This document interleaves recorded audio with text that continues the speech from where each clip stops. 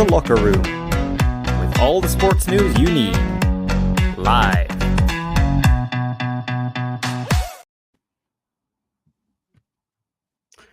Hello, very good evening to you. You must be wondering to yourself, it's not Friday, it's not Sunday. No, you're right, because it's Monday night, and we're live on Independence Live. We're doing a special show tonight, so we're not here to talk about everything brilliant. Well, we are here to talk about everything brilliant about Scottish sport, but tonight we are focusing on the Scottish Supporters Association, and we are joined by Reagan tonight. How's it going, Reagan? I'm doing well, Michael. Thank you for having me. I'm looking forward to getting into this. A different show tonight, so it should be good to speak to Alistair. Yeah, no, a different show as always. And we're joined by Alistair Blair. You might have saw Alistair the last few weeks on the show. He's been on the show, but tonight Alistair is focusing, and that's maybe an hour to talk about the brilliant work that the Scottish Football Supporters Association is doing. Hi, Alistair. Hiya, and thanks very much for the invite. I may say that, as you know, I have been on the show a few times in the past. It will be an absolute pleasure not to talk about how badly St Johnstone are doing. Maybe I'll fit that bit in at the end. I'm not sure how I'm going to work that one out. But we are live on Facebook, Twitter, and YouTube tonight. Get your comments coming in, and we're going to talk all things good about Scottish football and what's not good about Scottish football as well, and get your comments coming in as well. We're here until 8:30 as always. So first of all, Alistair, just a kind of general question, just to kick off with, what does your association do? Well, yeah, that's kind of an important question, because basically that's almost why I'm here. If I can just give you a wee bit of background, I got involved in this on the back of the fact that I do a lot of football history, and I wrote a book about referees, and then I joined the SFSA, and they got in touch and said, look, would you like to get more involved? Got involved in their surveys on VAR, having written quite a lot about that, and then I got asked to do more stuff. Then I got asked to join the board, and in all that time I learned more about them. So essentially it's been going for about 10 or so years. It was set up by Paul Goodwin and Simon Barrow. Paul had a history with Supporters Direct Scotland, and Paul is probably one of the most sort of passionate football men I've ever met. He is absolutely committed to sort of representing fans. And if you look at our website, it'll tell you the number one thing we're about is fan representation. And the problem was that we're for an organisation, a fans organisation, is that football's tribal. I mean, you two guys support a different team from me. Some of the other guys that we have in the normal shows, you know, Hearts fans, whatever. And because it's tribal, it's kind of hard to get fans together because we exist in our little silos. So what we're trying to do, and we're never going to please all the people, you know, but we can usually come to some kind of consensus. But we look at issues which are across those tribal boundaries. So we look at things like fan ownership at clubs. You know, is it possible to have more fans involved? We do campaigns and research. We do a lot of surveys. So we ask fans what they think. And then because we've actually got some status in the game, the press will report that. So, you know, we'll end up, myself or more likely the CEO or the chair or Paul or somebody else will end up on BBC Scotland or whatever else talking about VAR, talking about disability or whatever else, talking about pyros. And all those kind of things cross all clubs. So as I said, that's almost the sort of think tank bit of it, where we're actually looking at things which are really important. And then we do some stuff which we know people will not agree with. You know, people will, you know, we've got a campaign just now to try, we've been running it for this all year, to try and encourage our members. And we've got over 80,000 members to become referees, because there's a shortage of referees. And it's an absolute scandal that in parts of Scotland, young lads can't eat, or young girls as well, can't get a game because there's not enough referees. So those kind of things are sort of very much grist to our mill. We can explain more as we go, but does that help give you a sort of background? Yeah, no, definitely. Before we get into the first topic of the night, and we're here until 8:30, and honestly, we're not going to talk about it till 8:30 VAR. But good evening to Gregor, is watching on YouTube. If you've got a question for Alistair, just put it in the comments and we can get your comments coming up. But Reagan, just as a football fan as well, right? How important is it for a football fan to have a kind of representative, as it were, speaking up for us football fans and people kind of in the media? Because I don't feel like the governing body listens to the customers very well. I think it's very important because see what I was saying there. I think sometimes that the media can be good, but if you've got people like Alistair who's challenging the media on those stuff like about referees, about VAR, about all these different things about disability as well, then it's putting a different perspective across rather than just saying that everything's going great, rather than actually taking a step back and going, is there anything we can improve here? You know, and I think that's important because as we've seen with the referees at the moment, if you look at the VR at the moment, a lot of these guys are doing their jobs, but all of these referees know that they're going to be criticised, and it's a hard job to be in. So if we can have a representation for the fans that to say on these topics that they can say what their point of view is, then I think it can only be a great thing for Scottish football. Yeah, I think if you take the referees thing, Reagan, it's, as I said, we know, you look at social media every weekend or after a game and it's full of referees getting pelters, and I don't know why they do it. And when I was researching the book, it was a book basically on Scottish referees, the impact of Scotland on the laws of the game, and I spoke to a lot of the very big names from the past, people like Willie Young, Kenny Clark, John Rowbotham, all the guys who've got a fund of really funny stories. And it did change my opinion. I'm like most people, I'm not averse to occasionally having a shout at a referee or a linesman, you know, but it has changed. And I think you're never going to stop referees getting pelters, ever, you know. And then you hear the stories from the referees and the players where, for example, I think it was Dougie Hope or somebody who, I think it was an Old Firm game, and I can't remember who'd fouled who or whatever else, but he took the guy who'd done the foul aside and he's wagging his finger at him, telling him off, and he's saying to him, I'm just doing this for show so that the fans think I'm giving you a hard time. Don't do it again and you get a yellow card. And he said that, of course, is the way you actually manage players, you know, so that the fans are going, yeah, he's really laying into him. But actually, he's saying, look, don't be stupid. And it's just good man management. And the good referees are good at that. The less good ones, less so, you know. But it comes back to this thing about, you know, we're never going to stop criticising referees. And there are a lot of occasions when it's valid to do so. And VAR is right at the heart of that, because that's been in the game now for a year and a bit. And I know one or two people who think it's really good, but I know an awful lot who don't. And again, I don't know, you two guys, I mean, what's your thoughts on it? I mean, do you think it's something that you would be happy if it went tomorrow? Yeah, I definitely would, especially because of the report that came out last week, Alistair, about that they only made 26 wrong calls. I think that just makes a mockery of the whole situation, that all of the paying public are going to a match every week and they're seeing calls every week that they know is wrong. But the way I described it last week to Graham was, it seems as if these guys are marking their own schoolwork, you know, and that they can be criticised. Well, I mean, I'm sure that you have heard many fans saying they're not liked about VR, but I think people at the moment are not happy with it, in terms of, like, you just look at the one from Motherwell last week, the Motherwell against Aberdeen. Now, the Motherwell player, I think it was Stuart Getwell, came out and said that the referee, what he didn't want to talk to the manager after the match. He also spoke rude to the players. And you're thinking to yourself, surely that this is a time where VR is in play, and surely you need to be open with the managers and be open with the players with what the situation is. Michael?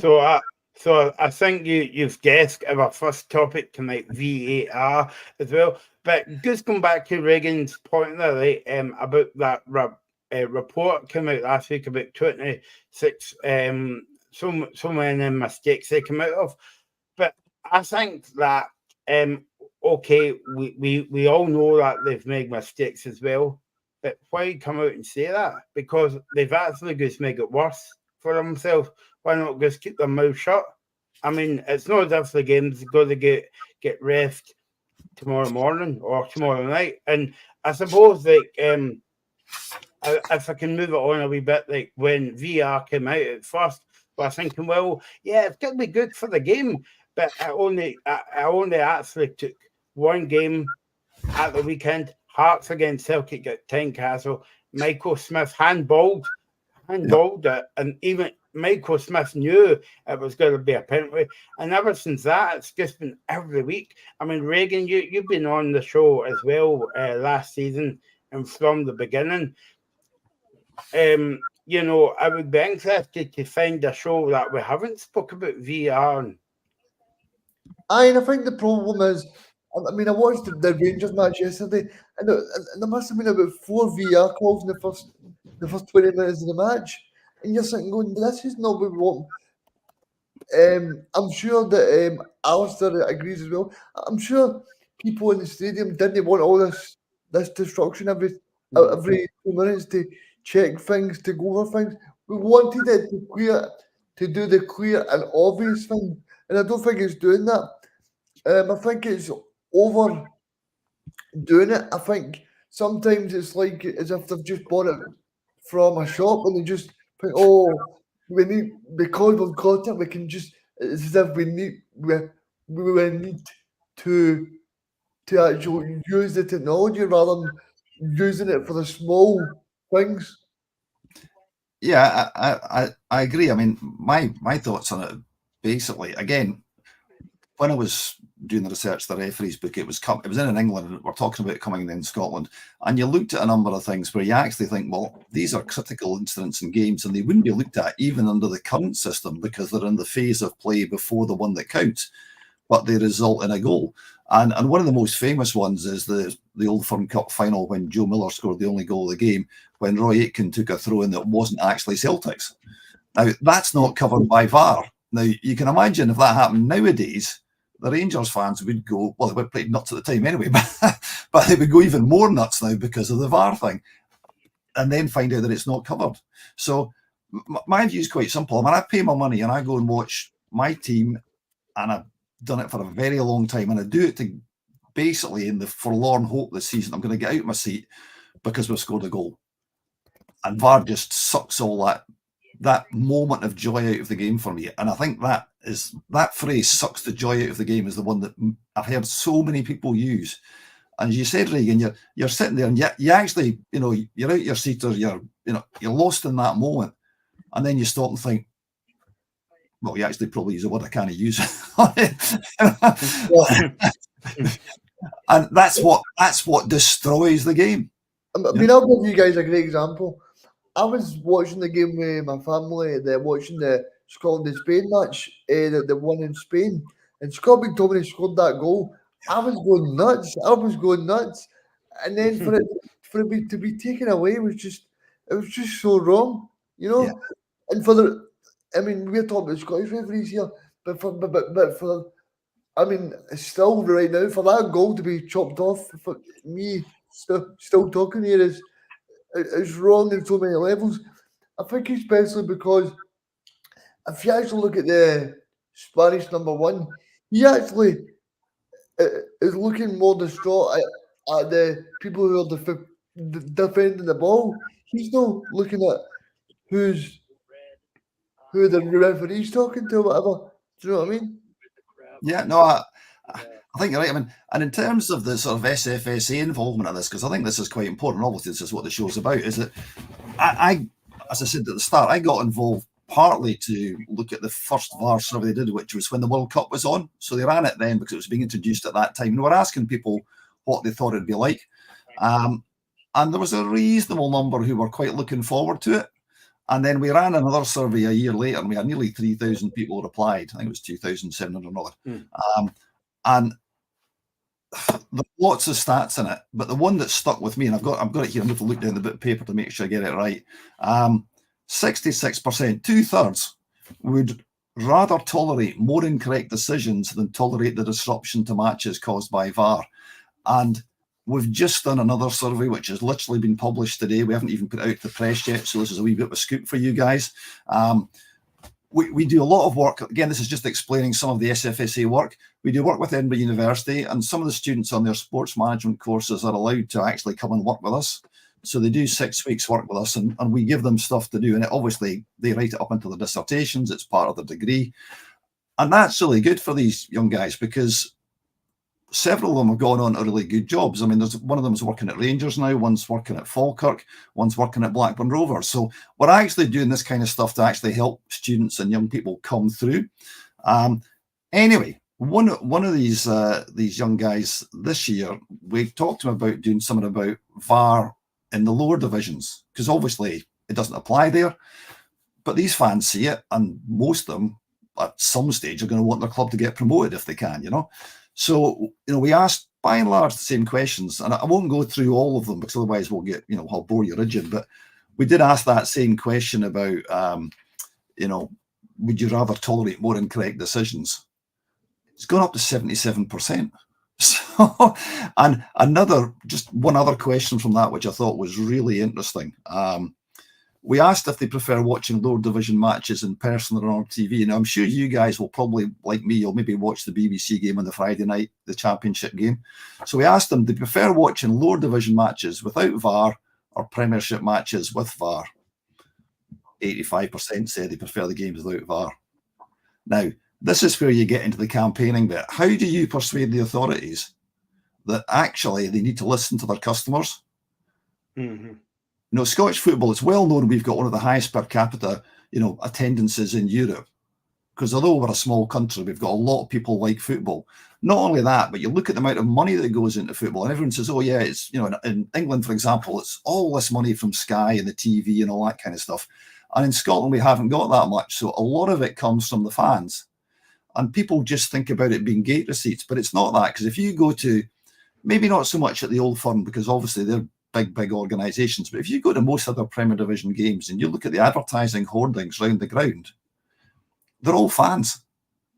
The guys who've got hoardings at St Johnstone, I know some of them. These are local businesses. So the amount of money that the fans are pumping into the game in Scotland is massive. And the authorities are not listening. And sorry. Yeah, no, I was just about to say to you, but I spoke to you before you came on air, Alaska. We must be the only kind of entertainment industry, and football is a kind of entertainment. And I know what you're going to see here, Alaska. Depends what team you watch, but we must be the only entertainment industry that they don't listen to the fans that we pay good money to every week. Yeah, well, I think that's right. And they don't pay attention to the fans about other things as well, which we can maybe talk about later on, But if you look at VAR and you look at the antagonism towards it, again, just today, what we've done, and I don't expect this to make any difference to the SFA, but we've put stuff out there. If you haven't seen it, go and look on our social media. We're just running a poll. We're asking a simple question, which is essentially, it's quite a long question, but it says, we think there should be a full independent review of VAR in Scotland with nothing off the table. So if in actual fact, all the fans, Reagan, Michael, yourself, Graham, the other guys who come on the show say, well, actually, we quite like some bits of VAR. We'd like to keep it and try and make them better. And that's what everybody decides. That's what we do. But nothing's off the table. All the good data about the decisions that VAR gets correct should be there, and all the bad data, like you were saying, Reagan, the 26, and I think it's more than that, that should be looked at. And we should come to a conclusion. If that conclusion is, look, you know what, guys, the fans really don't want this stuff. Sweden's managed to do without it. we'll then get the argument back, yeah, but the referees need it. Now, I've got a lot of empathy with referees, as I said earlier on. Referees need it. Well, they need it because obviously you follow the money, they get more money because they're doing the VAR. But they also get European games, which is, if you're a top-level referee, is really one of the things you want. You want to go and do European games and stand beside, on the same pitch as these brilliant players. It's one of the biggest thrills I think referees get, is being so close to these great players. We've got no Scottish referees going to Euros. Sweden, which has got no VAR, has got a referee going to Euros. So how do you explain that? How is it essential that we have VAR? And I think what you're saying there, it debunks the argument that we need VAR, because like, if Sweden have got a referee that's going to the Euros, surely that makes the SFA think, well, that argument shows no signs of being true anymore, because at the end of the day, they've got referees going and we've no. And let's not forget, Sweden have not actually qualified for the Euros, but Scotland have. So then you would think Scotland would have more chance of a referee going, because. But it was the same with the last World Cup as well, if I remember rightly as well. So it's not just this Euros; it's happened before, and it's quite an embarrassing moment for Scottish football. Then they don't send any match officials to the big party, Alistair. Yeah, I think it is, and again, I heard Neil Doncaster off the ball at the weekend, and he was talking about VAR, and he said he implied he wasn't really for it at the start, but then it's what the clubs wanted. Now, I think the clubs felt they really couldn't not have it. I know, because as you guys know, I'm quite well tied up with St Johnstone, that I know that St Johnstone had a concern about the implementation of the technology in the first place, how rushed it was. And like most clubs, it cost a lot of money. So again, we asked in our survey of lower division clubs, do you think your club could afford it? Because it's a minimum of 100 grand. And I think the big clubs pay, they pay a lot more than the clubs like St Johnstone and Dundee and St Mirren. And that's just to cover the costs. We haven't got goal line technology, which is the one thing that we all want. I did a bit more digging. It turns out they haven't got it in Spain. They haven't got it in Argentina. Two football mad countries. They haven't got goal line technology. We can't afford it. We can barely afford VAR. And it's a consideration for clubs, obviously, because it's yet another thing which, makes it more difficult to get promoted. You have to have all these bits and pieces. And we've seen it with Bucky Thistle. You don't fulfill the regulations, you don't get to play. And all these things, which some people will say are injustices, other people like Neil Doncaster said, well, that's the rules and they accepted it. And I think that's true. But most fans look at it and go, that's just not right. And that's kind of what the SFA is here about. It's like, well, actually, this feeling from fans that something isn't right, rather than just go, yeah, the SFA, the SPFL are right, we'll just accept it. We're going, well, actually, hang on a second. We want to ask some questions. Now, you might be able to answer them, and that's absolutely fine. If you can answer them, brilliant. But be transparent, be communicative, don't hide away, don't basically not get involved. And that's, I think, where we come into conflict and where we actually are a sort of an irritant to the powers that be in Scottish football, because they don't particularly like people asking questions. And I think that's the important thing, that somebody does that. Now you, me, and Reagan goes every week of the second week. And when you compare, and I know you're going to laugh at me here, right? But when you compare, when you go to the cinema, you get the cinema experience, you get the atmosphere, and you pay good money. You go to the cinema as well. You pay good money to go to the football, but you don't get that football experience, because when you're at McDermott Park, Parkhead, Ibrox, or Easter Road, you always say VR check in the monitor, but you're actually dependent on your pal or whoever is watching it on Sky, or if it's not on Sky, if you watch it on another channel, to say what's actually happened. Because as we know, Reagan, VR doesn't get used for that incident. It would have been used for that incident 2 incidents ago. Like, you've actually forgotten. So so the point I'm trying to get at in the roundabout way here is you don't get the whole VR kind of experience in this gigging because you don't get to see what's happened. You're depending on someone else to tell you. Yeah, I think that's right. And I think if I go over to Saturday's match, the Celtic and the Hearts match, the big thing for me as well is that okay, the Shankland handball was a handball, but every time these referees they go over to the monitor, you know exactly what's happening. I mean, I'm sure Alistair's done a poll on that. I'm sure, like, probably a very small percentage of referees stick by their calls because every time they seem to go to the screen, it's as if I don't know, like, it's as if you know in your head, right, if you go to the screen here, it's definitely going to be a penalty because there's never this let me stand by my choice that I've made. And one of the big problems I've got with it as well is that see if you see a penalty, right, and you're saying, no, I don't really see how that is a penalty, but then the pundit or the referee would say it's not a clear and obvious error, but it's still clear enough that it's not a penalty. But in their mind, it's not clear and obvious. So and I just don't understand the criteria they've got for VAR either. Yeah, and I think part of the problem is that if we're all honest, we don't know the laws. We know the basics, but we don't know the technicalities. The players don't know the laws, and the managers don't know the laws. Again, they know the basics, but they don't know the absolute technicalities. But I think going back to your point, Reagan, you're right. The number of times a referee goes to monitor and actually upholds his original decision as opposed to doing what he's basically looks like he's been told to do seems to me you can count on the fingers of one hand. I've seen it once in one of our games this year. And I think the referee was probably right as it happened, and it was actually chalking off a goal for us. But I've seen other things. I remember a game against Hearts, and there was a ball played in from the right into the Hearts box, and the play went on, and then all of a sudden the game stopped.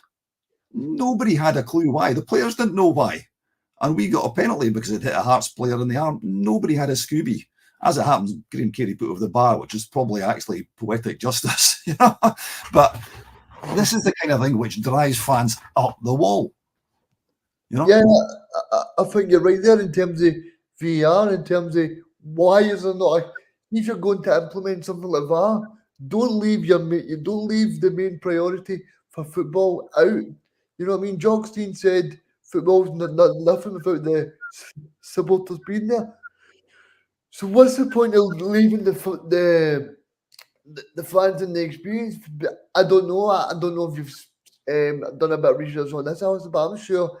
See if the way that the snooker is. If you watch it on Eurosport at the moment, everybody's got a wee earpiece, and when they go into the snooker, they've got an earpiece, and they can hear the commentary of the matches. Surely that's something that we can implement to show that what kind of conclusions being made. Yeah, I mean, I know that one of the groups which I got involved is a charity called Ref Support UK, which is the biggest independent referees charity in the country. And they're actually very keen on this, that referees, the conversation should be made public. Now, they're really influential. Martin Cassidy is their chief executive. You'll hear him on TalkSport. If they write letters to the Times and people like that, they get published and they get taken really seriously. So I think you're right. It would be much better if we've got a VAR that at least we know what's going on. It won't necessarily make people any happier because people will still have their partisan tribal issues. But I'd like to go back to the point that Michael made actually about the cinema and the distinction there, because if you go to a film, you've probably got a rough idea what's going to happen, but not necessarily. You might have read a review or something, but if you go there, and all of a sudden somebody's murdered, they don't stop and go, well, actually, hang on a second, guys, we're going to go and consult VAR and see if he's actually dead. And actually, we're going to draw some light to see if the bullet just missed him by a toe here. You know what I mean? It's just, that to my mind actually sums up how VAR is in football. if you went to the cinema and that happened, people would go mad.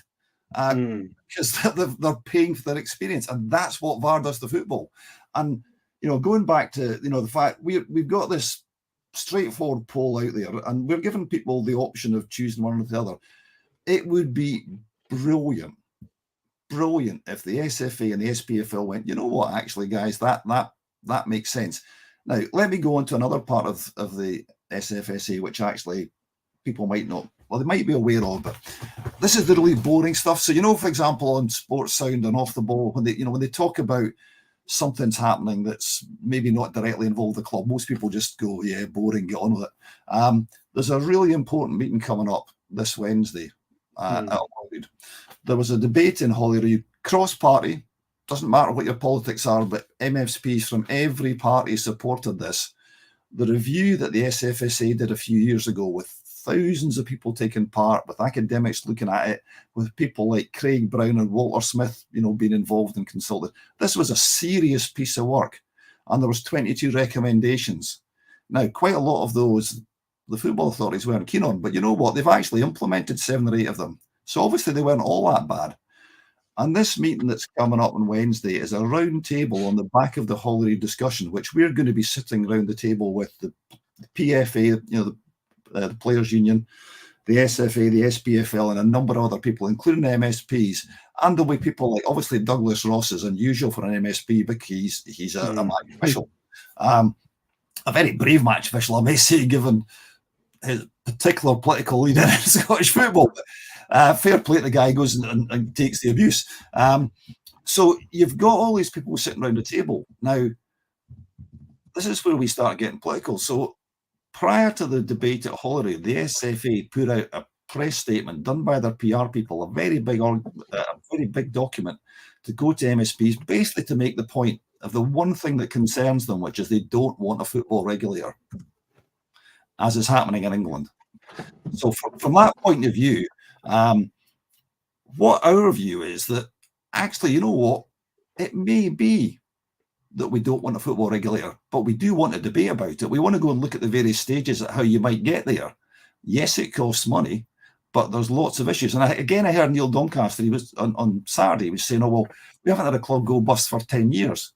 It's not just about clubs going bust. It's about so many other aspects of the game. So go back to my point about referees. There's young kids can't get a game because there aren't enough referees.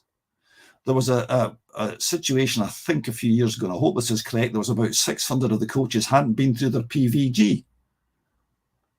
That, for working with young kids, is just not acceptable. So these things need to be highlighted and acted upon.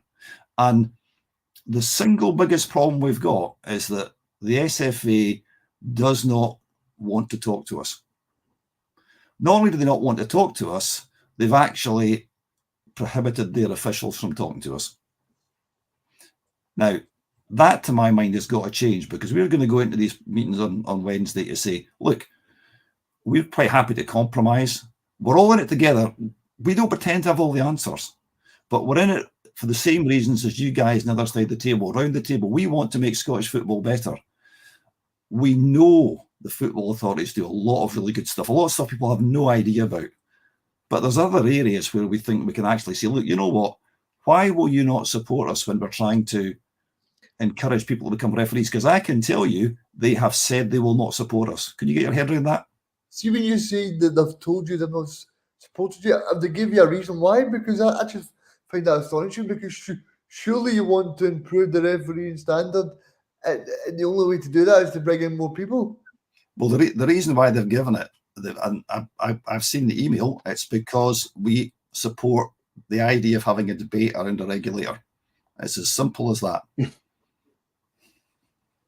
Surely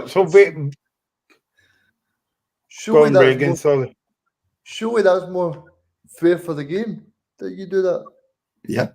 I really don't get it. Not only that, Reagan, but we've offered to pay for people to do the refereeing course, and they won't respond to us. I find that astonishing, because surely as I mean, I'm sure the referees at the moment are wanting the competition because these guys they're under scrutiny every single week, and as I said earlier, they're marking their own schoolwork every single Mhm. week. These guys are getting choices wrong in matches. Like Alistair was saying earlier, St Johnson got a penalty that it shouldn't have been a penalty, and he's open and honest to say that. But like I've seen before, I mean I've watched St Johnson St Mirren match, loads of matches where the referees made a call, and then the following week he gets the biggest match in the country. Now, surely that's not right for this country. That if you're making mistakes all the time, sure you shouldn't be rewarded. Yeah, I think I can shed some light on that because again, just the work I did with the referees, and again, this is the communication thing. If it was explained to fans, they might have a better idea. So to try and answer your question, Regan, referees there's a schedule of games, so they know what games they're getting, and that's why, unless there's something horrendous, they know weeks in advance. They have a cycle. I think it's about every 6 weeks. I'm not certain. Now, obviously, they don't want to let out who's going to be doing these things 6 weeks in advance because referees can get a lot of grief on social media and all that kind of stuff. The other thing is that the assessors who actually look at the referees, I know because I've spoken to these guys, they take it very, very seriously. So I'll give you an instance from history. Tiny Wharton, very, very famous referee before your time, Regan. Maybe before your time, Michael. You know, And me, yeah. he used to assess referees, and at the start of the game, before they changed the law, so the kick-off, the boy stands in the opposition half. But before that, everybody had to be inside their own half, and he would mark the referee down if any of the players had their toes over the white line of the centre circle, because he said if you get the small things wrong, you'll get the big things wrong. So they are looked at. But what I am told, and this comes back to the shortage of good referees, is that if they make a lot of mistakes, if they make mistakes, they get help to try and correct them. If they make a lot of mistakes, then obviously they can't carry on at that level, but they try very hard to support each other. And I think that's really good. Referees are a close community for obvious reasons, and they're very, very supportive of each other. I mean, I've got to know them, and I'm not a member of that community, but I've had insight into it. They really do look after each other, and I'm not surprised because they've got to. But if people were aware of this, then I think they would understand better. So, sorry, a long-winded answer to your question, Regan, but that's kind of... You're spot on, because I think it's just the open... I think the referees just need to be open with their choices, and like you said there, if they're not willing to be open with you at a meeting and say, well, how do we improve, then that must not be a good thing for overall Scottish football as well. I mean, one perfect example of that is Crawford Allen is standing down. To this day, nobody knows why he's standing down. So is it a case of, oh, you have to be quiet until you leave and then you can speak? Because if you speak now, we'll just sack you on the spot. I wanted to pick you up on a few things that Alistair. So, like your organisation, if you haven't been to the website, by the way, check it out. It's going to be up on the screen. It's www.scottishSFA.org. So it's going to appear right on the screen, better than what I basically messed the website up there. Sorry about that. But your organization's trying to improve the game, right? In terms of like no pyros into football games. We'll get on to speak about that in a minute. Free-to-air football, what I'm a big fan of as well. So you're coming up with all these. You've got the fans at heart, no matter what football team it is, Celtic, Rangers, Falkirk, or whatever, right? And the SFA is not listening to you. I don't think that's right. Second of all, Alistair, you mentioned about PVG. Now, I used to coach a football team about a few years ago. I wasn't allowed to coach the team unless I had my PVG. So, like, if you've done that in any other kind of work, you would, not only you, but your boss would get sacked as well, because like you're working with I was going to say vulnerable, but you know what I mean. I don't like that kind of word.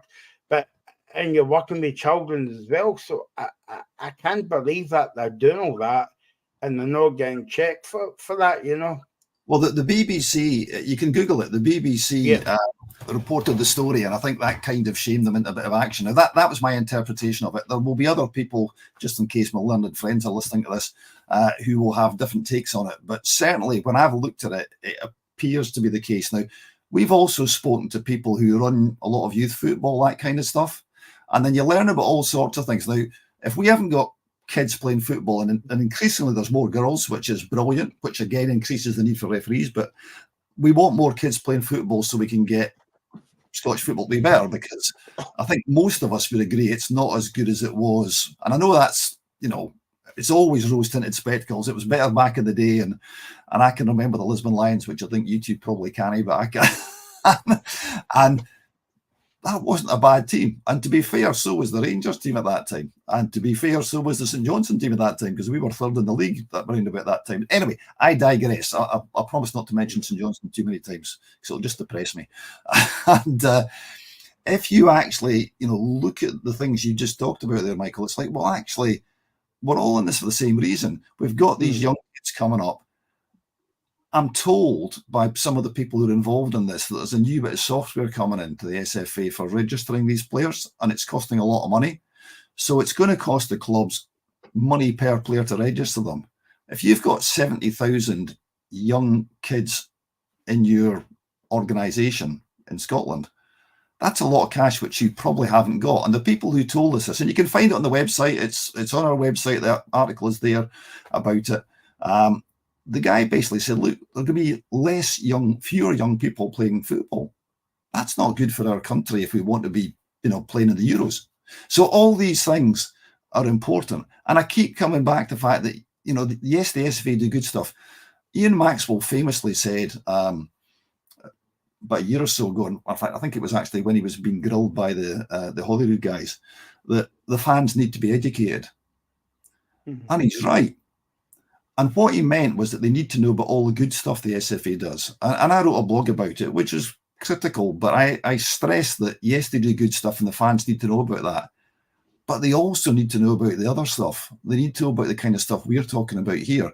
Not because we want to sort of throw bricks at them, but because it just needs to be sorted and doesn't need to be sort of hidden away.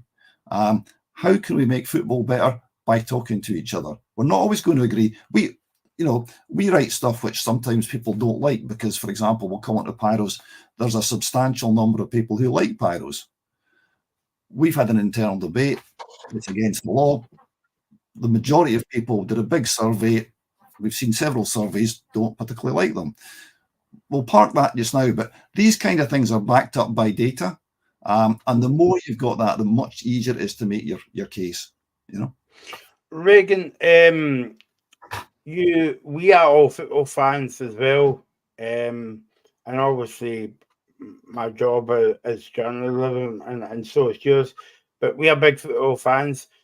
We've got a culture in here that you either go to the game, you can meet your pals at a pub, or you go to the game after the game to the pub to meet your pals to talk about the game.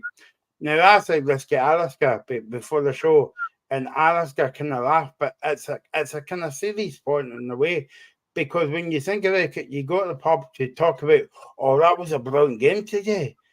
But you actually go to the pub now to speak about VR, and then you talk about the game. So automatically, you actually forget about the game that you watched on Saturday or Sunday and speak about VR for an hour.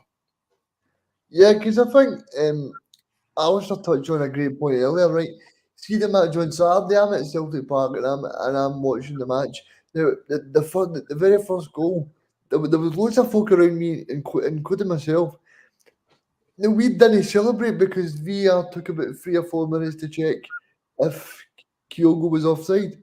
So it's that kind of thing where the squad scores the goal, but you just kind of go, do I celebrate here? Because I'm possibly sure he could be offside, but I'm not too sure. Then everybody just kind of looks about and goes, "Oh, hopefully." But yeah, it's one of these things where it's brought in the insecurity of football now, where you can't go and have that reaction of as soon as that ball goes in the net, is it a goal? Because there's so much dubiety whether you can celebrate, whether you can be happy, because you don't actually know. Yeah. And then, Sorry. and then when the referee blows that whistle, that you get a second celebration, Alistair, but the second celebration is no as it's no as joyous. It's like it's a kind of relief. It's like oh, thank God for that. But you know, where it just takes out the whole emotion of football. Yeah, as I said earlier on, I think that's my single biggest complaint about VAR. And I mean, I hear people say we can't get rid of it.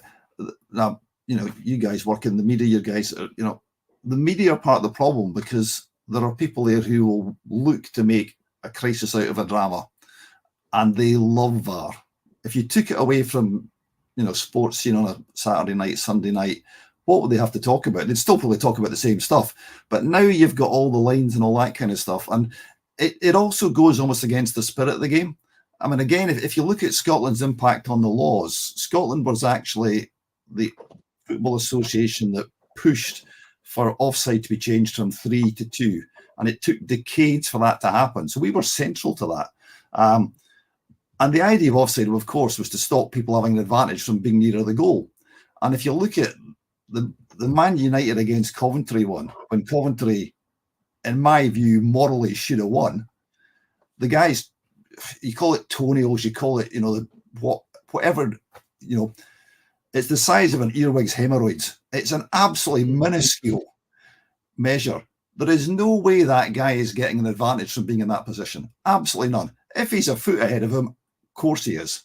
And then on top of that, you've got the nonsensical situation that the linesmen know, and the lineswomen, SARs, don't put their flag up. And again, this comes out in our survey. So, you know, what we're asking people, do you think it's changed refereeing? And of course it has, because they can actually rely on not making a decision. And the referees I talk to, and I talk to people, including people who train for some of the associations, and they're like, just let the referee the game. And then going back to your point, Michael, we go to the pub and we'll still complain about it. We'll go, how did he get that right? And I'll tell a story against myself. I remember a game against Raith Rovers, I think in the League Cup, and we got beat. And there was this blatant offside. And despite the fact my children were quite young, I actually was giving the linesman dogs abuse. And I thought, I cannot believe that's been allowed. That's just shocking. Anyway, went home, watched it on the television. Paul Cherry's on the other side of the park, our defender, you know, I don't know what he was doing, picking daisies or something, playing them about 10 yards onside. And I didn't notice it, you know. So you suck it up. And the thing is, we've got a situation, I think it might be in Belgium, where a game's being replayed. And that's the slippery slope we're going to go down, because the biggest danger is the Old Firm, because it's such a powder keg.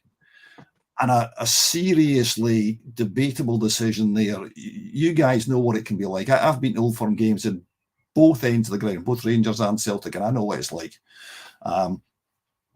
That's where it can get really potentially bad. It's not good anywhere else, but that's where there's the potential for something really to flare up. You look at the handball incident with Sima earlier in the season. Now, if the referees cleared up that it was offside in the build-up straight away, then there'll be no dubiety about it. But the whole problem was that they didn't want to release the audio. They didn't want to tell us what it was about.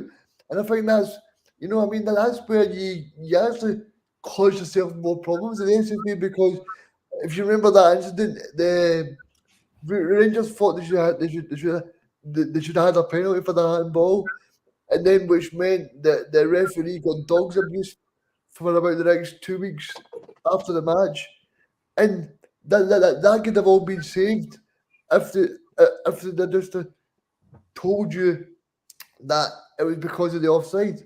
Yeah. So it's all of these small things that lead into the match and cause all of the stuff that's not needed.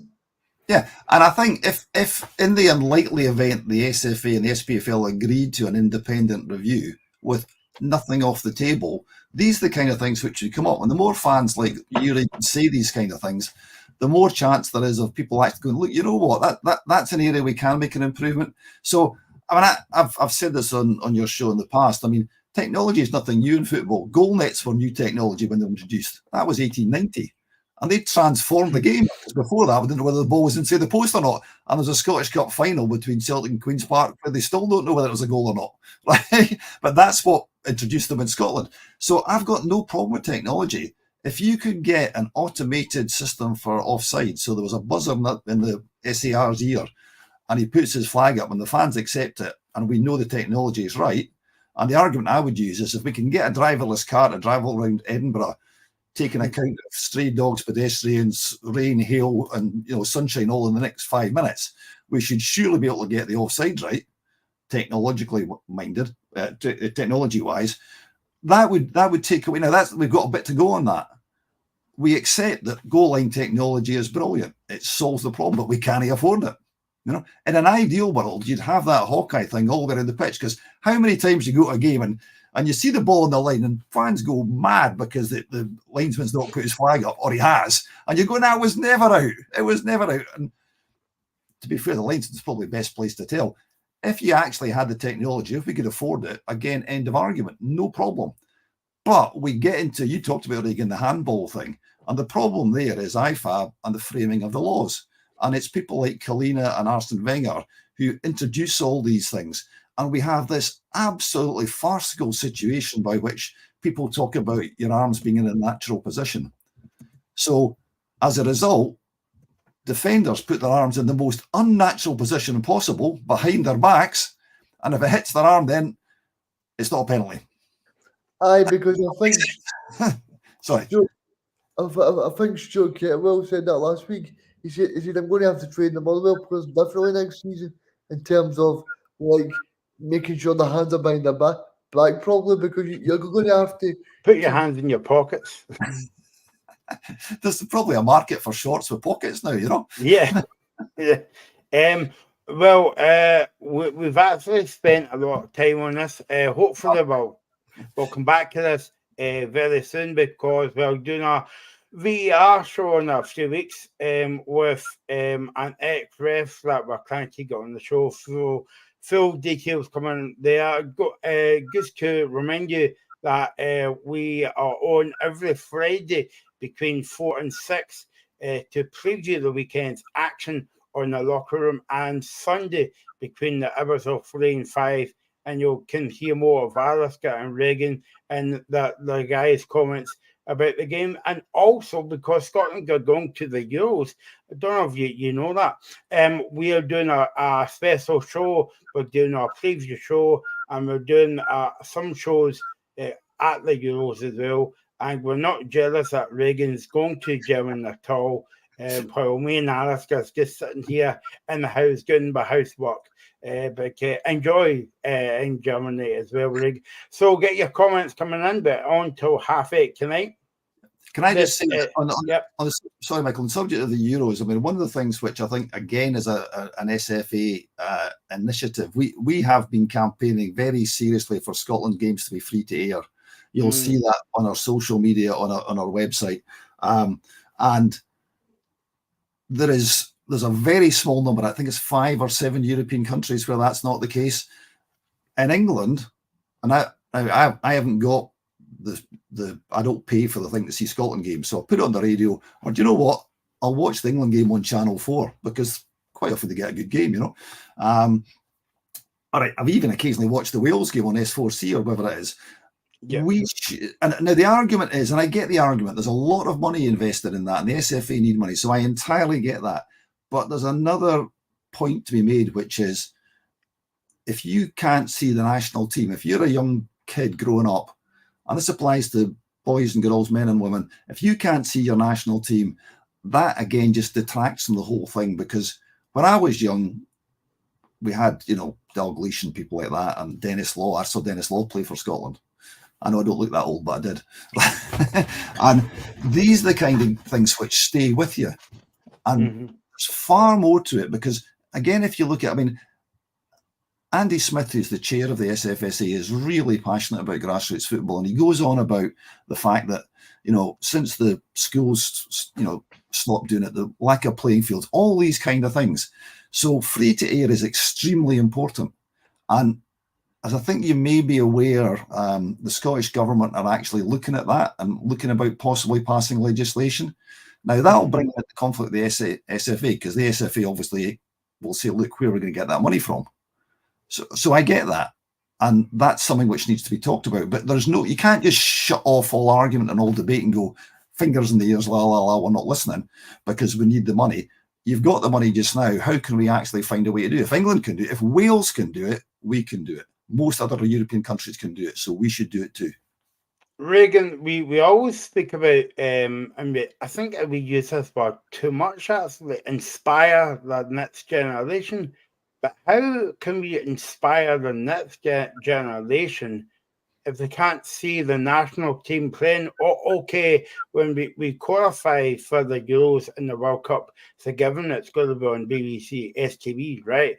But we are talking about the qualifying games leading up to this, and the point is, you know, we're in a cost of living crisis as well at the moment. So how as people can afford to buy a Scotland jersey, buy Viaplay or whatever the channel it's on this week, when, you know, like our neighbours are on STV now?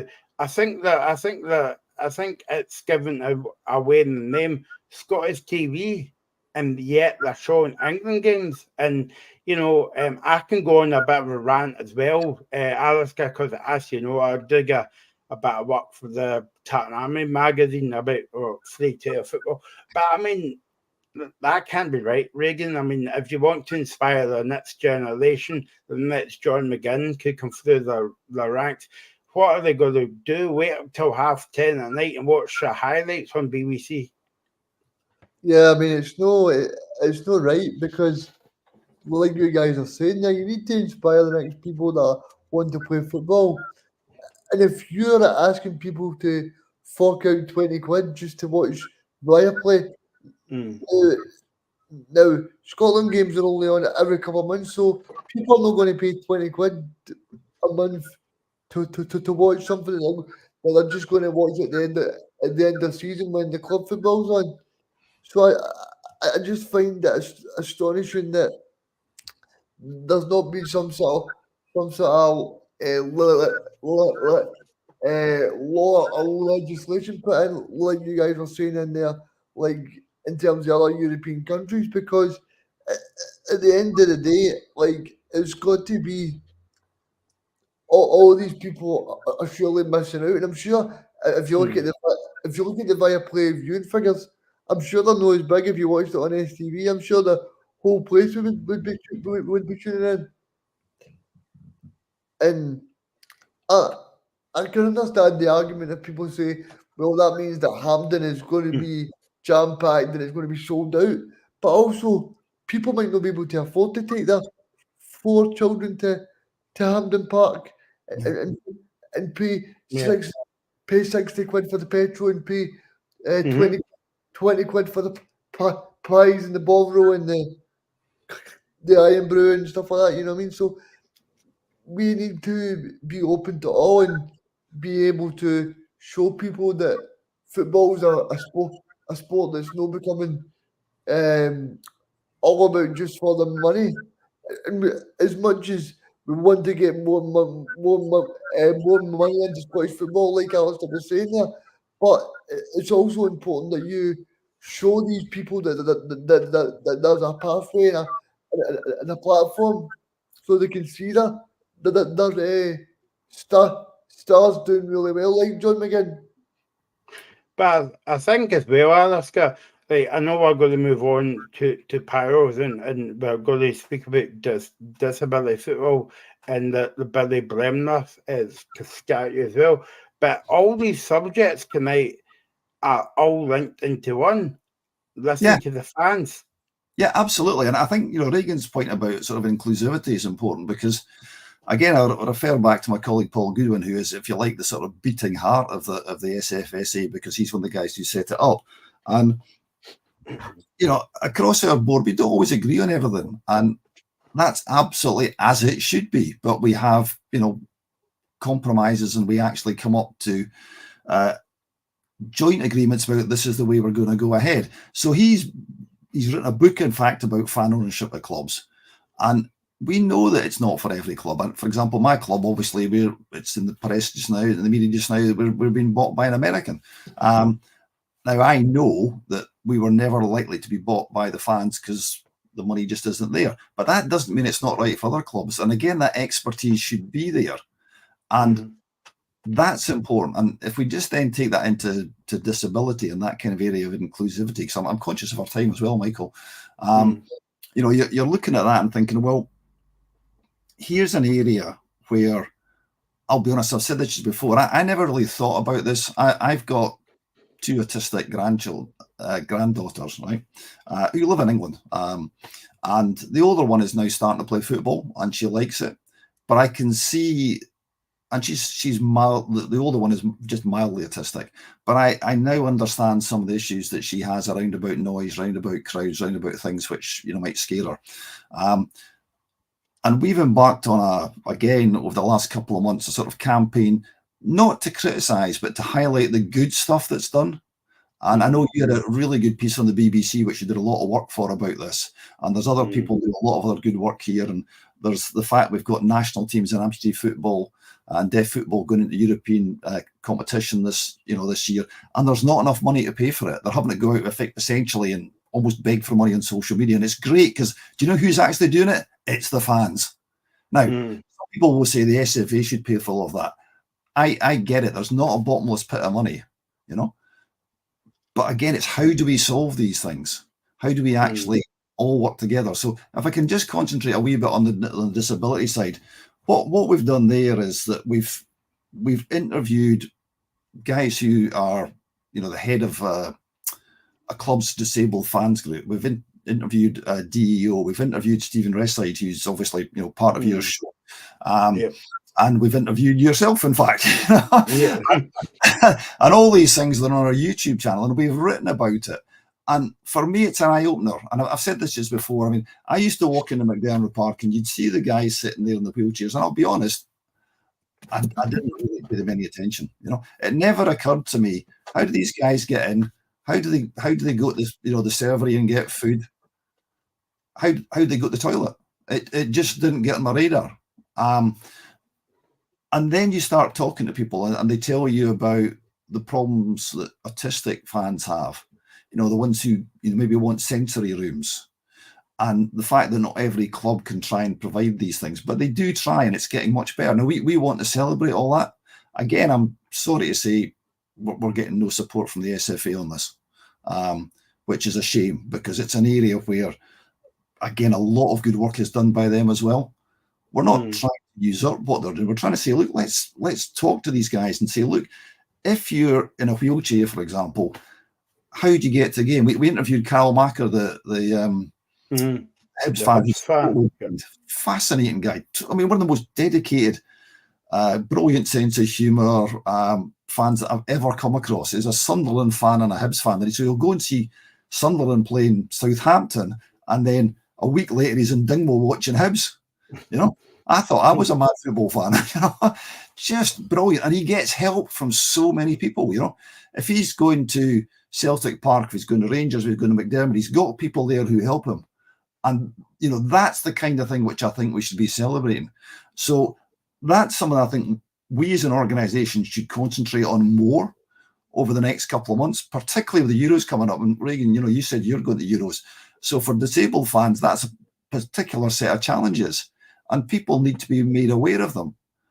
So I think that's another important strand of the work that we're doing. I mean, Reagan, from your perspective, how you going to Euros, how is that going to be for you? Well, something that people don't think about as well is it's the whole process of going on a plane as well. So the whole process of going on a plane in a wheelchair is totally different as well, because I've had airlines that have bashed on my chair before. The foot plates, they've destroyed the armrest, they've destroyed the backrest. So, to me, I'm looking forward to going to the Euros, but it's all these aspects that people don't realise, like, until you have someone in that position, and then you think, well, it's not even going around Germany to the fan packs, or going around Germany to the actual match. It's about how do we actually get there in the first place, and make sure that that chair that I need to be in is not damaged, or not being damaged by the people in charge, because, and it's something that I want to make people aware of as well, because people might think, well, it's really easy, you just go on the plane and they help you on. It's actually very difficult, because for people that have not been on planes before, traditionally you have to turn up to the airport probably 3 hours before you go on, so that you're the very first person that goes on. Because if you go on at the very end when people are on, people can get, it can be very busy. You might not be able to get on. The same when you get off. When you get off, you're the very last person to get off, because when you get off the plane, you're basically just hoping that your chair's in a decent condition. Yeah. So it's all of these things that you take into account for me. But no, I'm looking forward to going to Germany to see a different country, because I've been hearing a lot of good things about it, Alistair, in terms of it's very flat and things like that. Because I've been to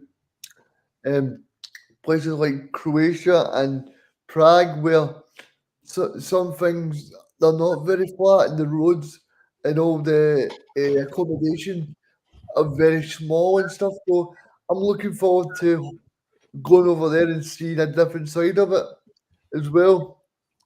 Yeah.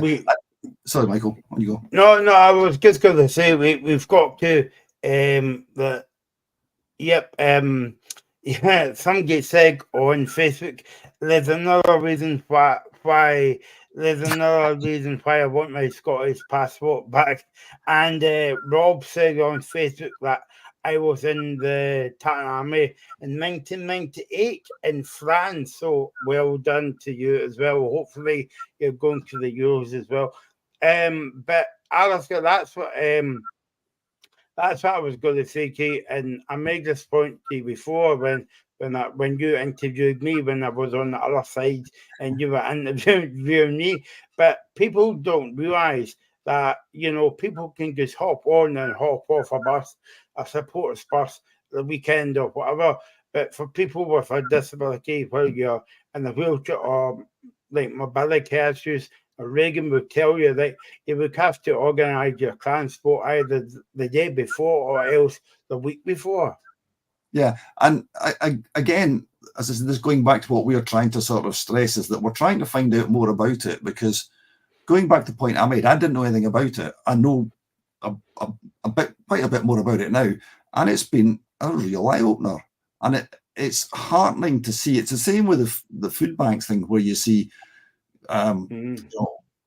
you'll see Hibs playing Saints, for example, and you'll see both sets of fans on Twitter talking about, making a difference. Here's where you can take stuff. Same with disability. The boy Carl Macker I was talking about has people who will help him on different grounds, taxi drivers who will help him, all that kind of stuff. And all this is really good. And it breaks down those tribal barriers. We're never going to get rid of them.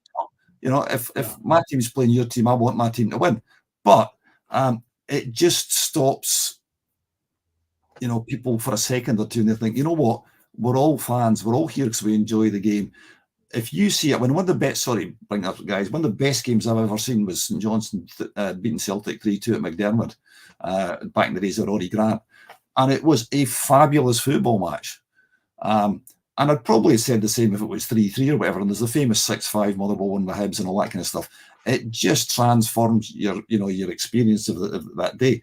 I'd be interested in your views in relation to how Scottish football has actually improved for disabled fans. I mean, do you find that clubs are better nowadays? I think it has improved, but I think there's still grounds that I'll go to. I'll say I hope that the toilet is big enough for my chair to get in and things like that. And you begin to think, well, do I need to plan and go to a local shop nearby or a local pub before I go to the match? And it's these things that people don't realise, that these are the things you have to pre-plan. And also, as well, we're like, how can I, if I'm going away to a stadium, I'll need to make sure that the road that I'm taking is not all bumpy, or there's bits where I can get down on the pavement, because like my wheelchair can only take so much. So I think in terms of that, I need to make sure that every bit I go down is flat for me, and make sure that I'm not going down any bits that are hard, and it's stuff like that as well, yeah.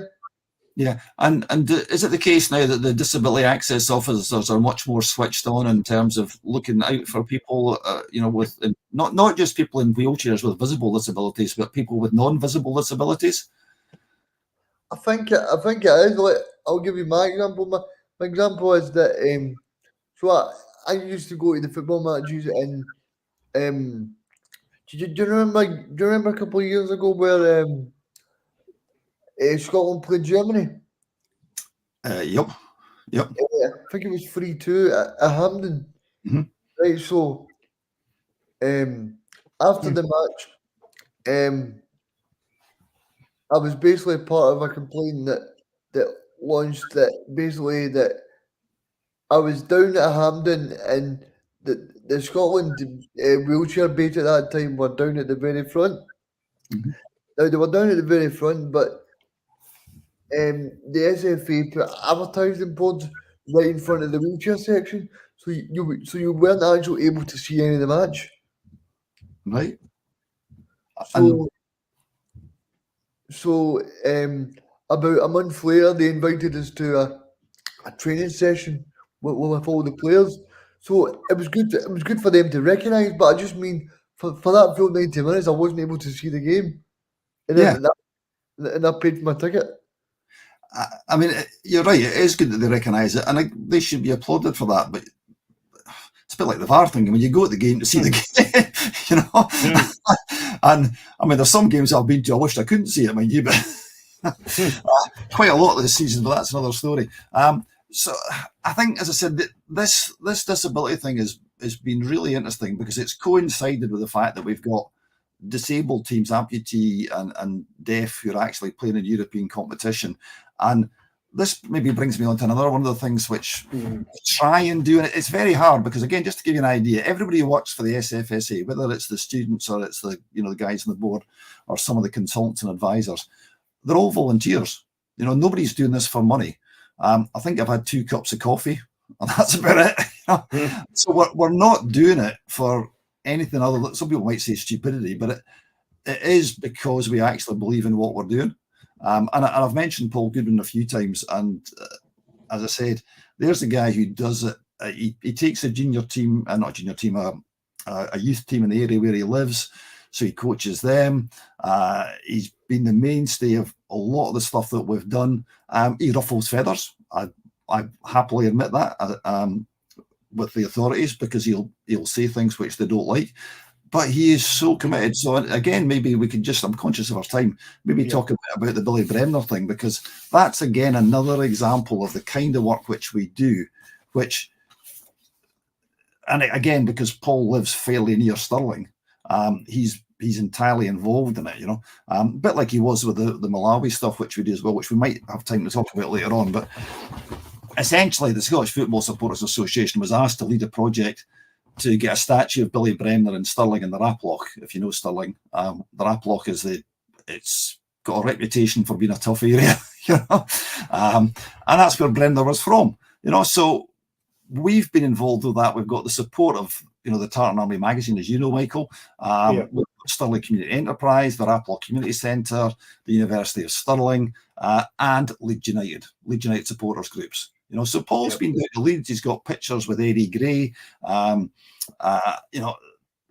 this is all about basically celebrating one of Scotland's greatest captains, one of Scotland's greatest players. And we've got Stirling University as said support. I'm reading a quote here, which is from the Professor Richard Haynes of Stirling University, who developed Fair Raploch to Elland Road, and he was quoted as saying, "We are very proud to work with the local community on the cultural heritage project about Bremner. We're delighted to be working with the SFSA and other partners to take the development of a memorial to Bremner in his hometown to the next stage."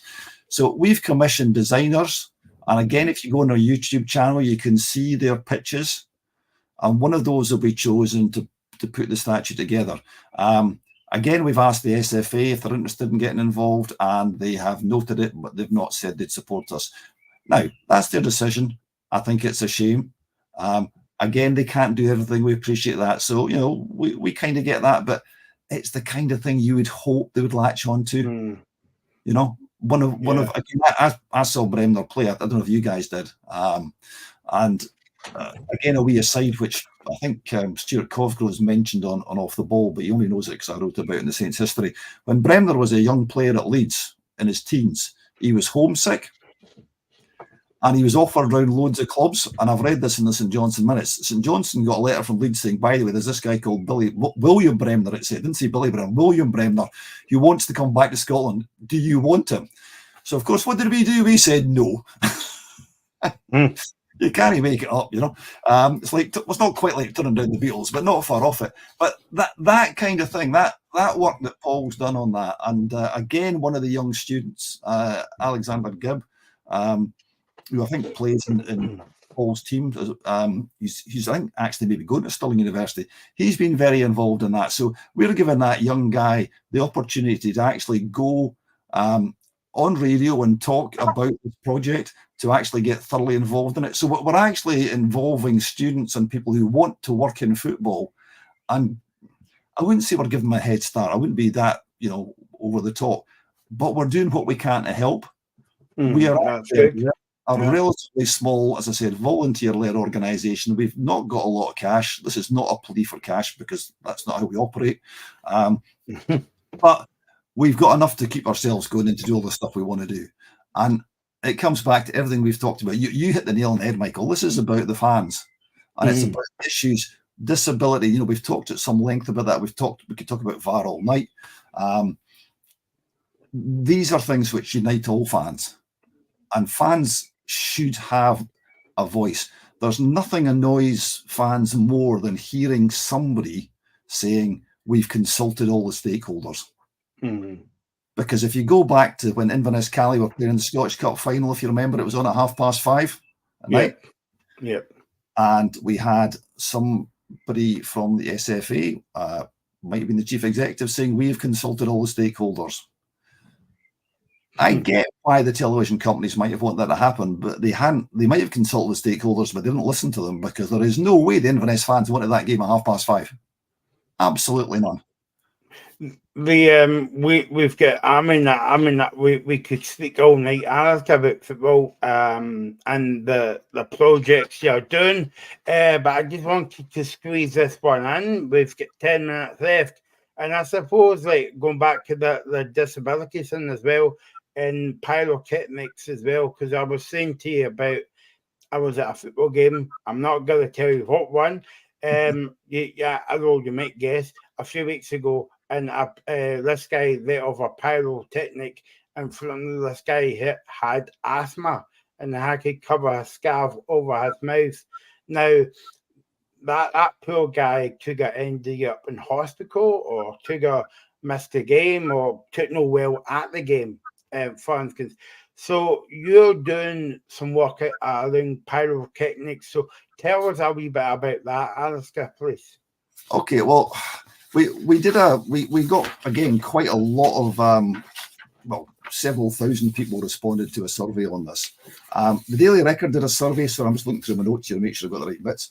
The Daily Record did a survey on this a couple of months back, which showed that about 60+% of fans, in fact, I've got the figures here, don't know if I have or not, said that they didn't like pyros, essentially.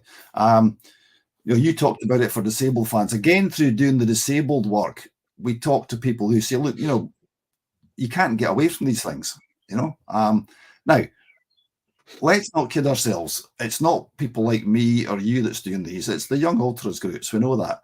And they've always done that. We've all been young ourselves. In the 70s and 80s, it was fighting with each other. That's sadly coming back in a bit. We're getting more fans coming and telling us about that. And that is an issue because young men are always going to do that kind of stuff. That's what young men do. And it's cocking a snook at authority. We know that. However, it's illegal. That's the first thing. So that's an incentive to do it. It's to do something that's against the law. People like doing that kind of thing, and I think it's great. People think it adds to the atmosphere. It adds to the atmosphere in terms of toxicity because 10 flares produce 10,000 times the amount of toxins that should be in the air there. So 1 is 1,000 times. So if you've got asthma, that's a big problem. The potential for damage is quite substantial because, we cited the example of Bradford. Now, Bradford, 56 old people died because somebody dropped a cigarette through and it set fire to some rubbish in its wooden stand. And I've seen people say, oh, yeah, but stands nowadays are made of concrete. And also we've got safe pyros. They only burn at 500 degrees C as opposed to 2,000 degrees C. Well, let me tell you, I checked. Every kind of plastic starts burning at less than 500 degrees C. Do you know what the temperature at which human skin starts to burn? It's about 44, 45, 46 degrees centigrade, right? If you saw the pictures, I was at the game at McDermott when the Dundee fan, who was a 10-year-old boy, nearly lost an eye because somebody threw a pyro, apparently got caught in his hood. He tried to put his hood up, and if you've seen the pictures, he's scarred for life. On another day, he could have lost an eye. There's still lots of grounds in Scotland have got wooden stands. But to my mind, the single biggest, there's the obvious dangers. It's really hard to stop these guys doing it. I accept that. But there's health risks, there's risk of death, there's risk of serious injury. Here's a couple of things for you, right? My dad died last year, and he was 94, and he didn't go and see saints towards the end of his life. But he would not have gone anywhere near there. He wasn't disabled as such, but he was very frail. He wouldn't have gone there because he'd have been scared. I've got a 5-year-old grandson whose dad tells me, and I know my grandson, that he would not like to go to a game with pyros. How dare these people stop my grandson enjoying football for his entire life? How dare they stop my father enjoying watching Saints the last 2 years of his life? Can you think of any stronger argument? Now, if you still think it's a good thing to do, I can't help that. But I would say you're stopping kids or old people from enjoying football in the way that you and me and Reagan have done for our whole lives. That's not right. Reagan, we go to football to watch football, to see a good game. Not talking about VR because we've did that till the kids come home basically. But would that put you off going to a football game, whether it's at Parkhead or Hampden? Yeah, I mean, you look at the guy that had his hair on fire last week. The Celtic game, I think it was against. I can't remember who it was against. Dundee? No, the guy had his hair on fire. Was it Hibs? I'm not sure. Think so, but yeah, I'm just I just don't think there's any need for it. I mean, I get that it makes a good display and stuff like that. I just don't think there's any need for it. I mean, I remember the one where Tavernier was at Easter Road. Yeah, it was a couple of years ago when the little man, the young man threw a flare on as well. So I just don't think it's a nice place to be if you've got a flare there. Like you said, it's putting that fear into people going to football and thinking, am I wanting to stand where I'm going to stand? Because I'm going to be in danger, because if you take like the Green Brigade or the the Green Brigade or the Rangers one, or even the Motherwell one, all these Union. guys, all of these guys are great for their songs and their banners, and like how they dress up football and make it look brilliant and stuff like that. But at the end of the day, people people people want to be in that stand, and I'm sure if you speak to a younger person, they go, "Oh yeah, I want to be in there because of all the drums and all the sing song."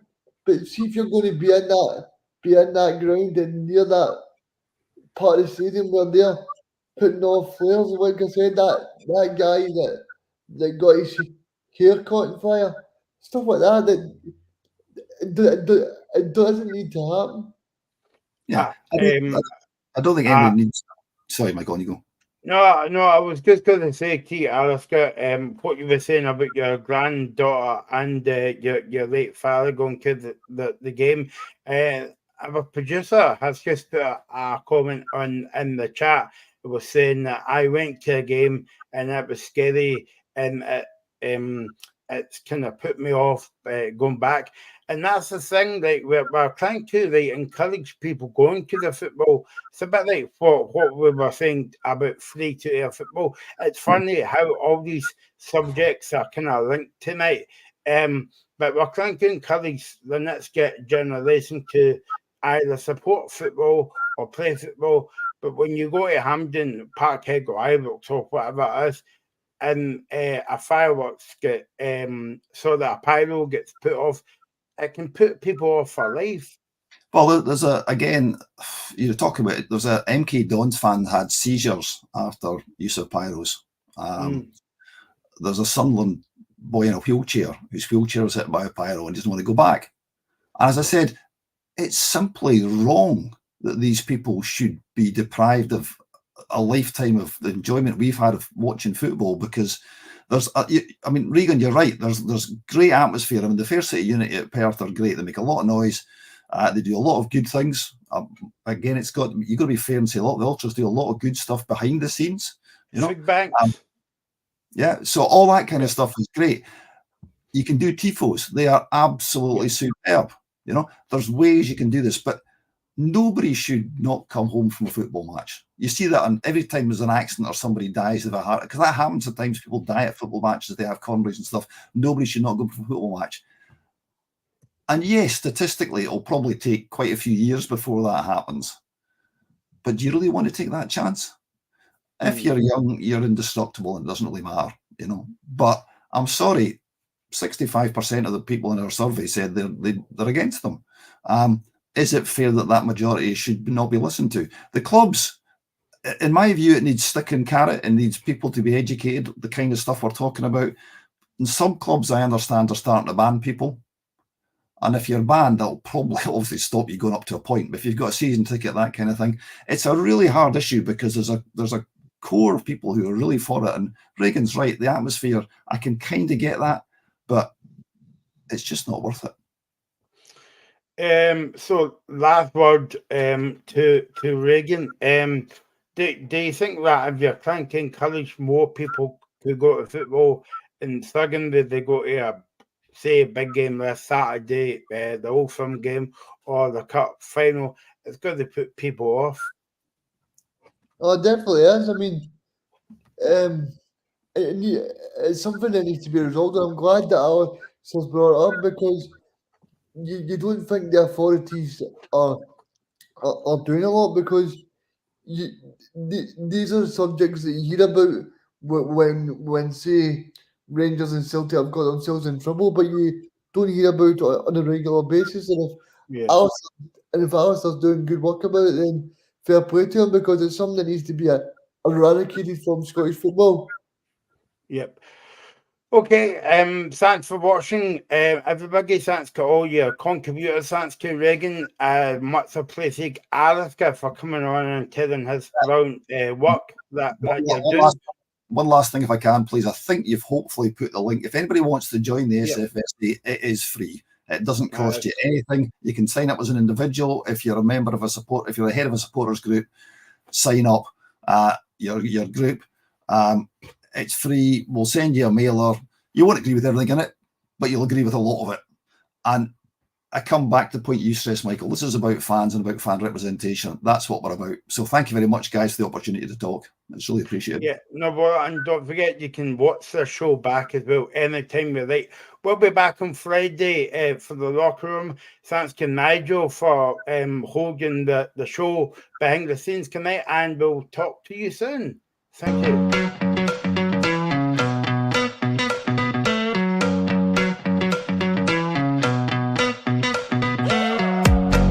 The Locker Room, with all the sports news you need.